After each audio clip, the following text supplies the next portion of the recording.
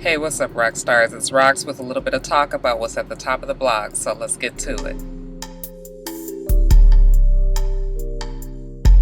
Alright, you guys, first story up is a pretty sad story. Just happened this morning in Virginia, actually, at the Bridgewater Plaza. There was a reporter by the name of Allison Parker and a photographer who was there doing a local news story and interviewing a woman by the name of Vicky Gardner. They were shot and killed on live television. The video surfaced on the internet, and when you watch the video, it's just really sad. These people are just, you know, doing, like I said, a routine story, and then all of a sudden you hear shots fired, you hear people screaming, the camera drops, and it was during that time when the cameraman fell down. He was able to get a really slight picture, a video of the person pointing a gun at him, you know, and subsequently killing him. So, real sad story, okay? And like I said, it was on live television, so when the, you know, after it cuts back to the people in the newsroom, you see them and they are just all like what just happened there? And sure enough, they were killed. Shortly after they were killed and we found out that Vicky Gardner, who was being interviewed, was not killed,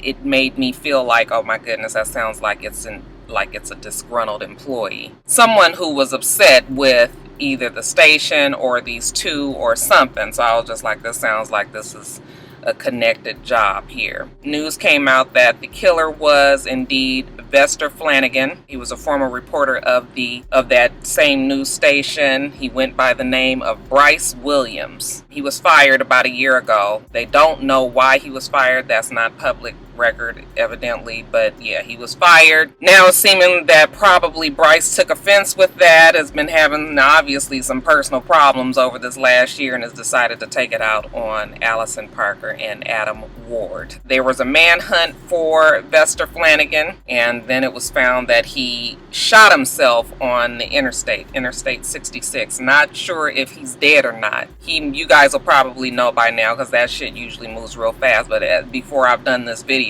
they didn't know for sure if he was dead or not. I guess the reason why they knew it was this Vester Flanagan guy is because he actually uploaded pics or video to his Twitter of him going up to them and shooting them. It was immediately suspended by Twitter, but it was out there for a minute, so that's how they knew that it was him, and they were on the hunt for him. But yeah, it looks like he is either dead or, you know, in custody, hurt somewhere. So just sad story. People are so crazy today. You just don't, I mean, fuck, you can't be nowhere. You can't just be talking to somebody. You can't be at the movies. You can't be, you know, it's just terrible. So your prayers go out to the family. They were young. The girl was 24 years old. The guy was 27 years old. So, you know, a lot of people affected in this, I'm sure. So yeah, like I said, prayers go up to the family.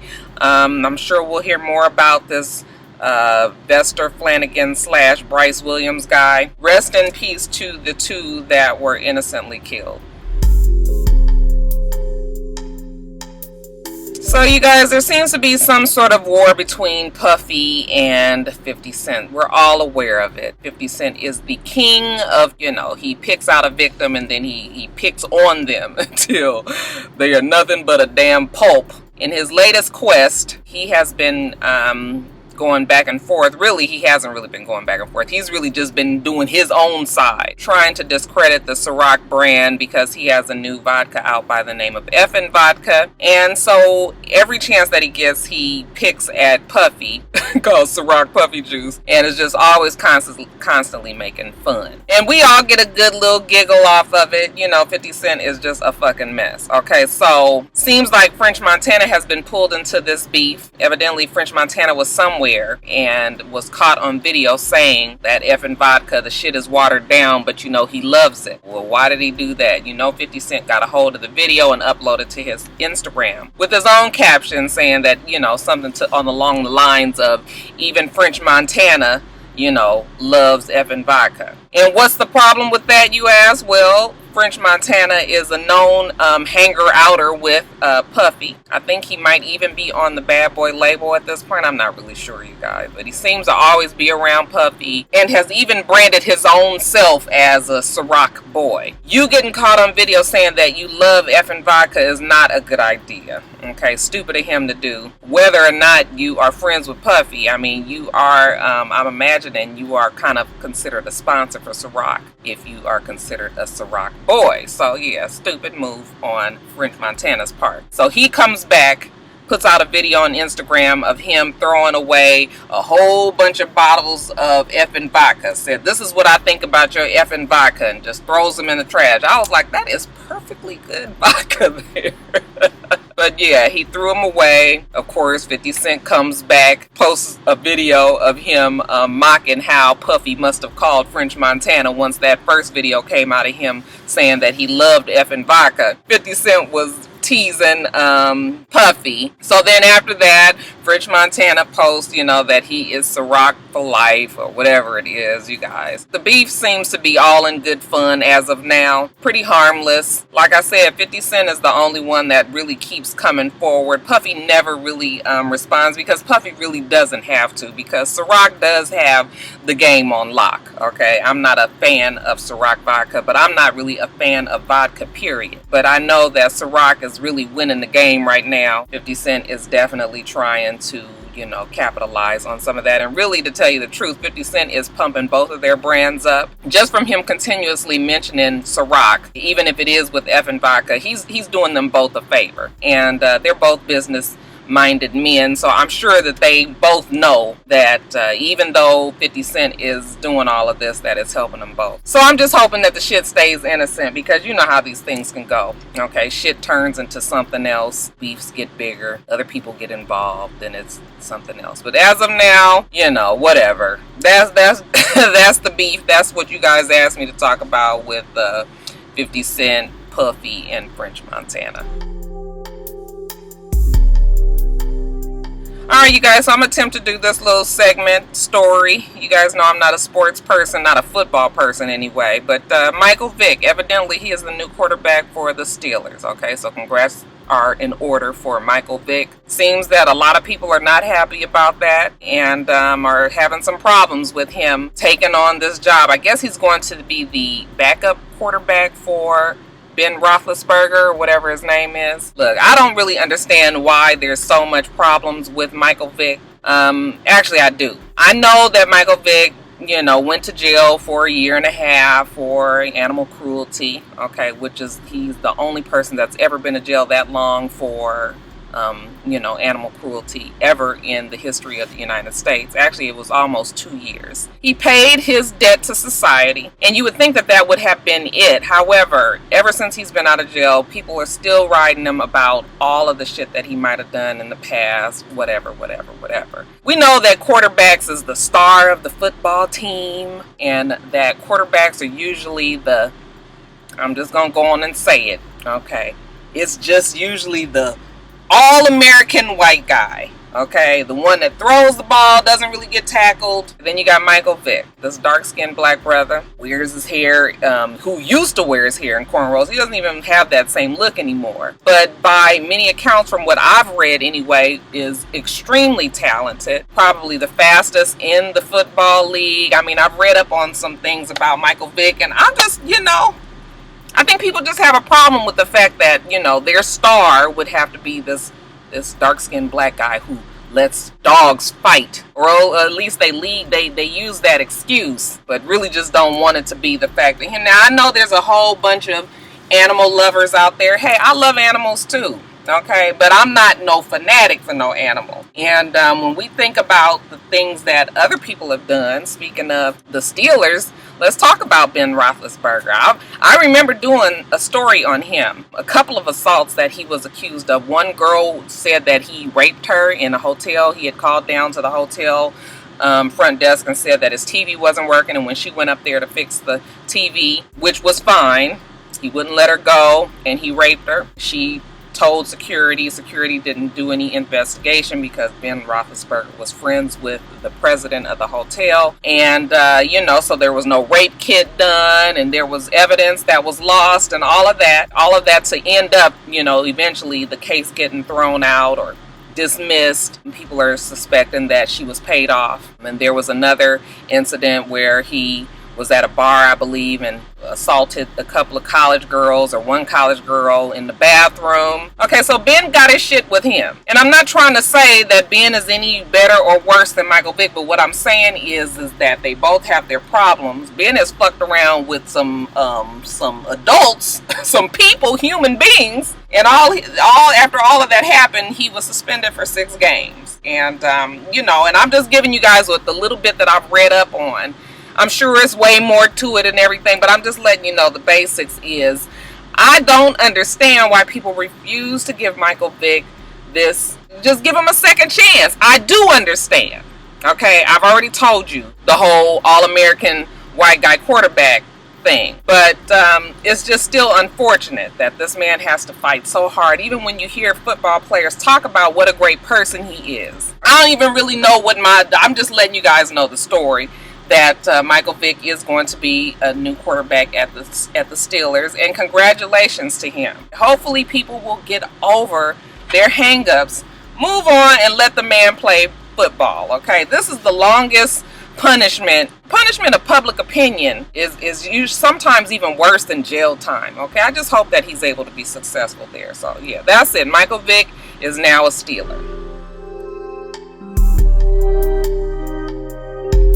I guess we having a sports-related top of the blogs edition here, okay? Next story up, Drake and Serena. Supposedly they are the new hot it couple. They were in Cincinnati at a restaurant by the name of Xoxo, and I guess she had just finished playing, and they were at the restaurant. Shit got hit hot and heavy, and they started making out. Okay, got pictures of her in his lap, kissing them, and you know, them looking like they were quite cozy with each other. So of course the pictures got out. TMZ posted them.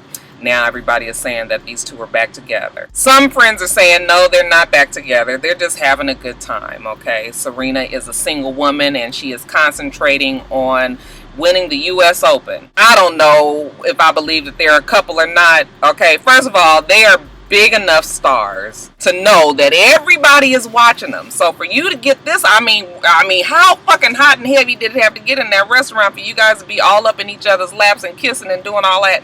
You knew people were watching. They're trolling, you guys, okay? They're trolling. I don't know why. Maybe they're trying to make somebody pissed off. You know, Serena was with her, I think her coach, or her manager, her coach, whatever it was, and they've recently broken up. So maybe, you know, she trying to just put some shit out there for the coach to see. Maybe Drake is just being Drake. You know, he love the ladies and ain't gonna let up an opportunity to make out with Serena in some fucking restaurant. You know, he ain't gonna pass that up. But, yeah, I mean, that ain't no down low shit, okay? They wanted that to be out. Maybe they're just having a good time, okay? Maybe they had a couple of too many drinks, you know, shit was, you know, feeling a little freaky, and, you know, just decided to act on it. We'll see what happened. People were all thinking about when they were supposedly together back in, like, 2012. You guys remember Drake and Common had the beef. Common falls hard in love with whatever woman that he seems to be with. So, you know, Common was feeling quite protective of Serena, and she went and fooled around with Drake, or they had this quick fling, and then Drake, you know, kind of broke her heart. You know, Drake is partial to the big ass, you know, the well-built woman. So, you know, they're saying that he was just there to sow his oats and not necessarily trying to be in a relationship with her, and now it's all different. I guess time will tell, you guys. I mean, fuck, they both rich, they both single. Who the fuck cares if they together or not, okay? If they are, good. If they not, fine. You guys, Wiz Khalifa took it upon himself to ride his hoverboard through LAX airport and was stopped by security. They asked him to get off of his hoverboard because it is a safety threat towards everybody else around there. You guys know how the airports are nowadays. The security is high, or at least they would like us to believe that it is, and they ain't fucking around with you guys trying to go through no damn airport on no hoverboard. So they told him to get off. He wouldn't get off. It was a confrontation. They pushed him down to the ground and they handcuffed him. Of course, he tweeted it and said basically that the hoverboard is the way of the future and that the next generation, everybody is going to be going around on hoverboards. I was like, I'd like to see somebody trying to balance their ass on a hoverboard with some damn heels on. Okay, so yeah, I don't think that, you know, He was being quite optimistic, saying that everybody gonna be on a hoverboard or whatever. But you know, he's saying he representing the new generation, the next generation, and if the police don't like it, they can eat a dick. Look, I'm all for social justice and taking a stand and, you know, sticking with your... But nigga, get your motherfucking ass off this hoverboard. Why the hell you in the airport with that shit anyway? Okay, you was looking for attention. You got it, right? I'm all for standing for what's right, but, you know...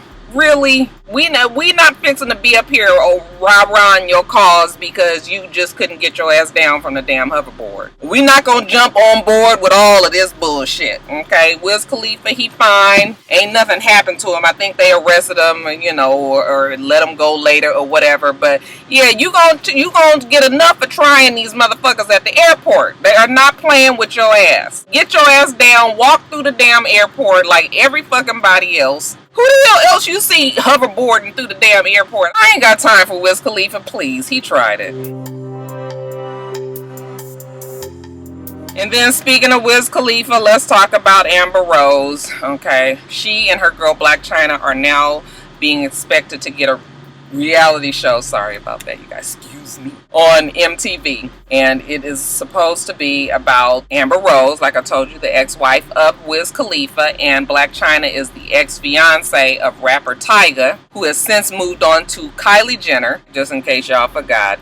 They're going to have this show together that focuses on them being single moms. They both have little boys that are somewhere around the same age. They're good friends, and it's going to show them being single moms and balancing the careers that they have, where they go out to parties and clubs and make appearances and have to make their money.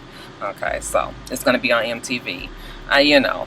Fine. People have problems with it because, you know, they're ex-strippers, and now people say, oh, they just ex-strippers and they just baby mamas and, you know what, whatever. Okay? Make your money however the fuck you gotta make it. I mean, as long as it ain't hurting nobody and it ain't hurting you, like, I don't know what else to say about it. So, congratulations, I guess, to Amber Rose and Black China. I guess you guys will get a peek in even further into their lives. Will you be watching? And then, you guys, a bit of bad news for Oscar Scandrick. You guys know he is the fiance, on again, off again, boyfriend, fiance to Drea Michelle from Basketball Wives LA. Evidently, he was at training camp, you guys, and he tore his ACL. This is supposedly a season-ending injury, and the fucking season ain't really got started. I guess we in preseason now. I keep telling you, y'all know I don't know shit about football, but these stories is forcing me to know something about it. I know enough to know that it is fucked up to get messed up in training camp. Oh my goodness. It's just like, and it seems like this season we've been hearing about a lot of people getting injured in training camp before they can even get their ass onto the field. And then I know that football players, are they guaranteed their money? Like, so does this mean that he ain't gonna get his money from his contract, or is there a certain amount that he gets or something? Just fucked up all the way around. I feel sorry for him. Anybody that's injured and not able to make their money, I'm not trying to see, you know, we don't want to see folks just hurt out there like that, regardless of how you feel about him and Drea and all their bullshit. Okay, so yeah, he was hurt. He was taken to the hospital. Evidently, Drea was there in support of her boyfriend, fiance, whatever the fuck he is, and she took a picture of his x-ray and she put it on her Instagram saying, praying for my family, with the little prayer hands. Well, evidently she wasn't supposed to do that, because I mean, you just didn't put it out there exactly what his injury was. I guess maybe even before the team officially said what it was. Maybe they don't want people to see his damn x-ray. I mean, that shit is kind of private. And then the team has all this other shit that they need to think of, I guess, legally and business wise and all of that. So they was like, bitch, take that shit down. People were thinking that it was a, you know, a cry for attention. She didn't really have to do that, because we had already heard that he was hurt. So, and I wouldn't personally want any of my x-rays or shit on the internet. I mean, you know, these people are in the reality world and in the TV world. You just never know if people are trying to do, you know, what their motive is. I'm just gonna hope that she was doing that to just kind of put the word out for you guys to pray for her family. We just gonna give her the benefit of the doubt, you guys. But yeah, she had to take it down. It's not out there anymore, but still, it's there. You guys know, once it's on the internet, it's there. So yeah, we will be praying for him and his injury. People are saying that them two might not make it now that he's not going to be playing, and that she's not going to be able to add that to her resume. Okay, fiance girlfriend on the sidelines, you know, cheering on her man. I would like to think and hope that the girl is not that shallow and that she would be there for him. I mean, one season, he'll be back at it. But you, child, you don't never know. So we just gonna say, hopefully that Oscar Scandrick will, is it not Oscar, child, Orlando Scandrick. I keep on saying that don't sound right. I'm sure you guys already didn't put it in the damn comments, but yeah, Orlando Scandrick, we hope that you get better real soon. And then, you guys, speaking of Drea, we might as well talk about your boy Gilbert Arenas, okay, who has been hounded and hounded and hounded with comments of him being the actual baby daddy to Drea's little boy. I don't know what the boy's name is. When you look at pictures of the little boy, he actually does look like Gilbert Arenas, but that doesn't really mean anything. But, you know, it's always been all these whisperings over the years, ever since Drea first was brought on to Basketball Wives LA, that she and Gilbert Arenas had a relationship prior and that they had, you know, that the baby was the outcome. And this was the reason why Laura had such extreme issue with Drea, because now you mean to tell me that you got my man's hoe right up here on the same fucking show as me? And people were whispering that the reason why Drea was brought on by Shawnee was to get back at Laura because Laura was having the affair with Shaq. So it's all these degrees of separation, you guys. But with all that being said, there was a gag order put on the show, and none of this could be spoken about. So it was all this animosity, it was all this problems and attitudes between the women, but nobody was really ever able to put their finger on it. Well, of course, the innuendo and, you know, whisperings and different stories started to go around that, okay, yeah, maybe he is the father of this kid. Drea has always maintained that the father of the kid is just not around, that he's a barber somewhere. No name or pictures or anything has ever turned up, which it doesn't have to. It's nobody's business, really. But since she hasn't turned up any other person, the speculation has always been there. So now, a few years later, Gilbert Arenas has finally decided to come out and say, listen, the reason why Drea and I have a connection is because she was living out in Philadelphia and she needed some help and she wanted to move to Los Angeles, and basically I financed her. Okay, she was a nice person. I could tell she was a woman who was trying to do some things, okay, and I was trying to help her out. So I paid for her apartment and paid for her move, and she came to LA, and then she was going to be on the show, and I didn't want any of this to get out because Laura was also trying to sabotage my career, and she was trying to get more money out of me when our you know, when they were separated the first time, and there was a lot of shit going on. So I put a gag order on everybody so nobody could say anything. But now I realize that everybody has still thought that, you know, that I'm the baby daddy. I am not the baby daddy. When I met Drea, her kid was 3 or 4 years old. So this is the story that he has put out there. Do you guys believe the story? I mean, it's just hard to believe that there's people out there who just decide to give, you know, a really cute young black girl money to move and, you know, all of this, no strings attached. Like, what is the connection there? I mean, I don't know. It could happen. I just don't know many men that will just give women money just because out of the blue, bitch, you gonna give me something. So while the story sounds nice enough, and like I said, it could very well be true, it is kind of hard to believe that story in its entirety. But that's a story that they put out. Nobody has any proof otherwise. Nobody's going to force them to take a DNA test and do all of that. So it's just kind of like, look, this is the story. Okay, whether the shit is the truth or not, this is what we saying. Okay, so y'all going to take that story and be fine with it, right? But do you believe it? Y'all let me know if you think that Gilbert Arenas is still, you know, the father of the dad. I mean, father of the dad. Father of the kid. Or if he isn't. Y'all, yeah, leave it down in the comments below.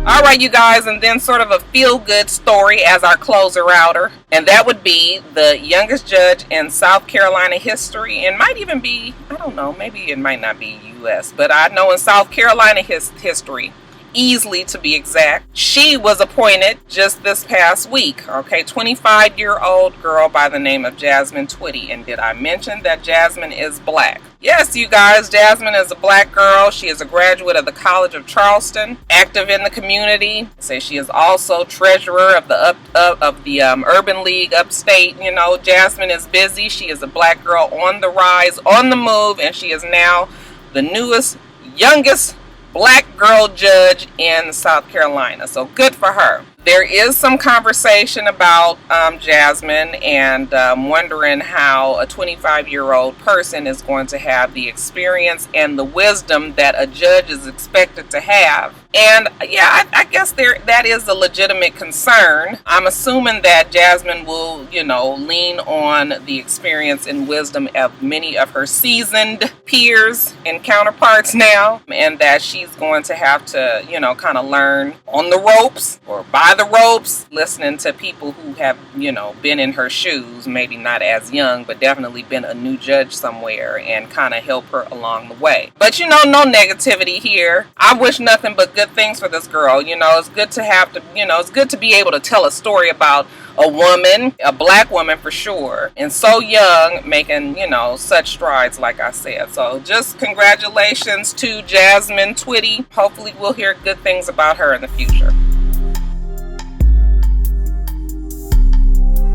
Alright, you guys, that's it. We do this every single week, so make sure that you rate, comment, and subscribe, and make sure that you come back.